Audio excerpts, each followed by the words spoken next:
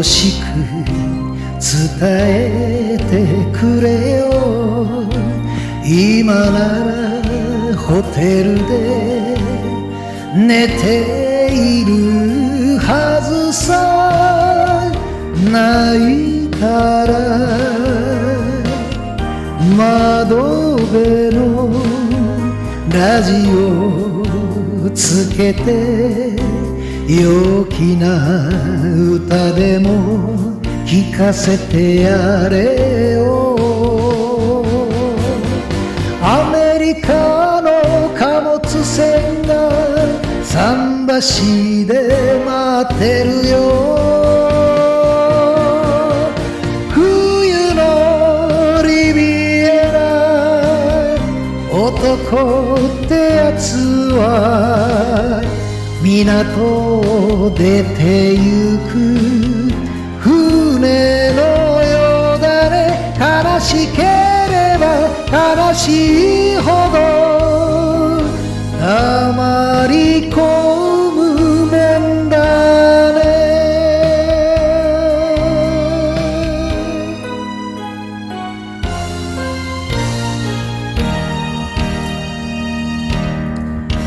あいつは俺には過ぎた女さ。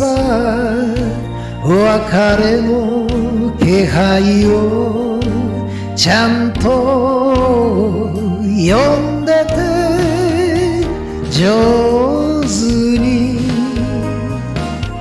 隠した旅行カバンに外した指輪と酒の小瓶さ。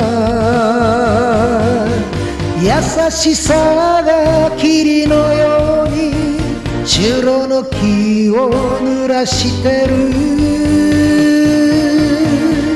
冬のリビエラ、人生ってやつは思い通りにならないものさ。愛しければ愛しいほど背中合わせになる。